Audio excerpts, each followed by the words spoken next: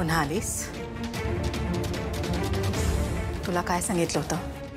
इथे यायचं नाही. एकदा सांगितलेलं कळत नाही? ही मुलगी मला माझ्या डोळ्यासमोर नकोय. कळलं?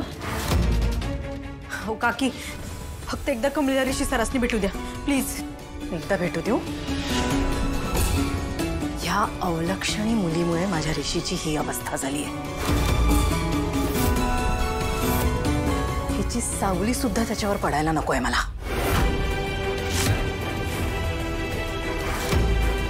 निघा इथून. हे बघा, मगाशी ऋषी सरासनी जाग आलती तेव्हा ते कमळीचंच नाव घेत होतं. कारण कमळी त्यांच्या गाडीवर बसली होती म्हणून. त्यासनी बी कमळीची काळजी वाटत असणार. फक्त एकदा त्यासनी भेटू द्या. बस. एक शब्दही ऐकायचा नाही हा मला.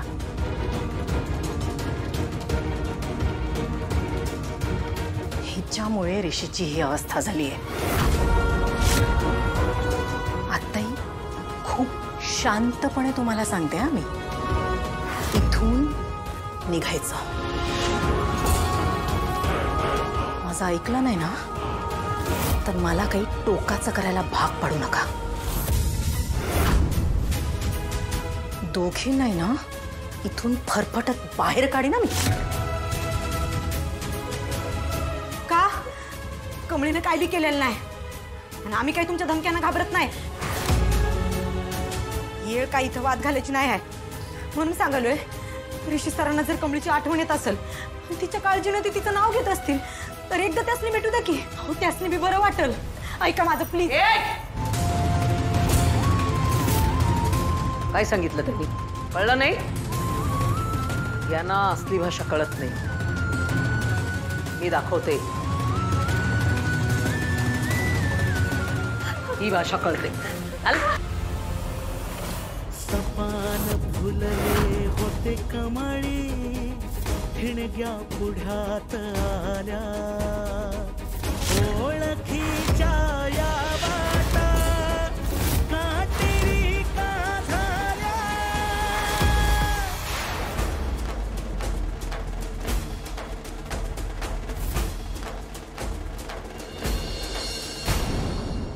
कमळे, तू काय ऐकून घेत होती ग त्यांचं? तुझी काय बी चूक नाही तरी कशा बोलल्या तुला त्या? म्हणजे तोंड आहे म्हणजे काय बी बोलायचं वय? तू एक काम कर, तू हॉस्टेलला जा, मी थांबतो इथं. कशाला? अगं ती माणसं तुला ऋषी सरांच्या सावलीला बी उभी करणार नाही आणि इथं थांबून काय करणार आहेस तू? मला नाही माहित. तू जा, मी थांबतो. कमळी इथं थांबल. मग निंगी कुठं जाईल? निंगी बी इथंच थांबणार.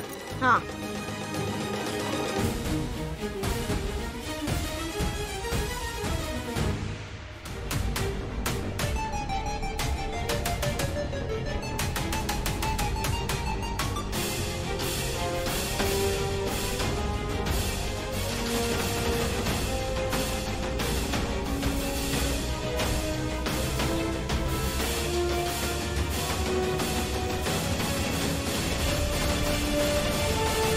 नंतर नको रडूस. मला कळतंय आईचं हृदय असंच असतं. आपल्या लेकराला काही झालं की आई नाही सहन करू शकत. सगळ्या वेदना तिलाच होतात. कळतंय मला, पण तू ना खूप खूप धीराची आहेस. आणि आपला ऋषी आहे ना हा बरा होणार आहे, लवकर बरा होणार आहे. मी स्वतः परमेश्वराजवळ तशी प्रार्थना पण केली.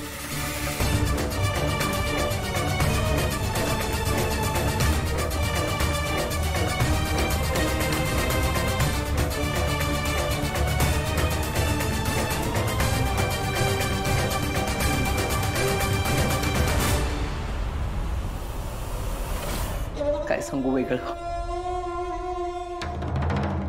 धीर ठेवा. हो, नक्की बरा होणार आहे. मलाही तसा विश्वासच आहे.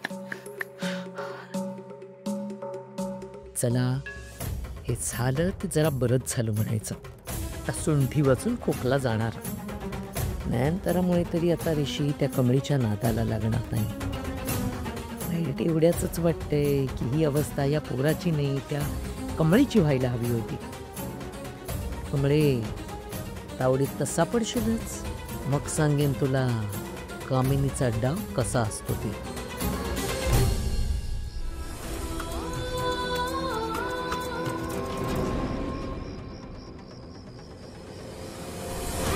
काय बी झालं तरी ऋषी सरांना भेटायला पाहिजे, पण कसं तेच कळना.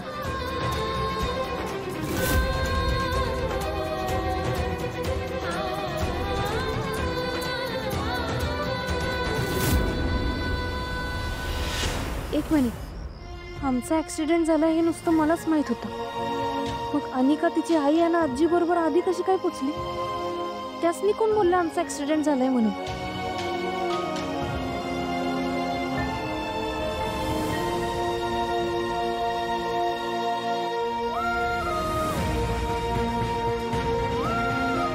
नाही, काही तर गडबड नक्कीच आहे.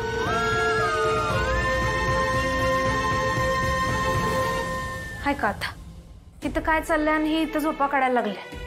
ही पोरगी की नाही दमली असेल, माझ्यासाठी भांडली. खरं ऋषी सरांसाठी इथं थांबणं जितकं महत्वाचं आहे तेवढीच प्रॅक्टिस बी महत्वाची आहे. निंगे, निंगे उठ, निंगे उठ की, जा हॉस्टेलला जा. मी नाही जाणार. निंगे, ऋषी सर आता बरे आहेत ती, त्यामुळे टेन्शन घ्यायचं काही काम नाही. तुझा हॉस्टेलला जाऊन झोप. आणि आज रातच्याला पोरी आपल्या प्रॅक्टिस करणार होत्या बघ, त्यासनी उद्या विचार प्रॅक्टिस केली की नाही म्हणून. ऋषी सर आपल्यासाठी, आपल्याला खेळता यावं म्हणून सगळ्यांशी भांडलेत माहित आहे ना. मग त्यांच्या विश्वासाला मान दिला पाहिजे की नाही? ही मॅच आपल्याला जिंकायलाच पाहिजे आणि त्यासाठी प्रॅक्टिस करायला पाहिजे. निंगे, मला इथनं हलता येईना. आता आपल्या टीमची जबाबदारी तुझ्यावर आहे. तुलाच बघायला लागेल आपली टीम. होय, तू बरोबर बोललेली आहेस. मी जातो, पण तू काळजी घे. आणि काही लागलं तर मला कळव. येतो मी. जा.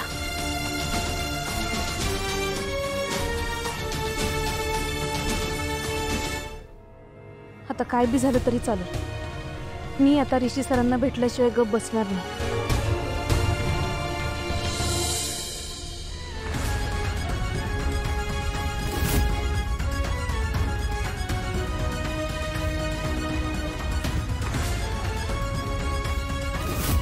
जर आबा या गावातच राहायला होते तर मग गौरी आणि माझी मुलगी कुठे असतील? आता आबाच नाही राहिले तर मग या दोघी काय परिस्थितीत असतील कोण जाणे.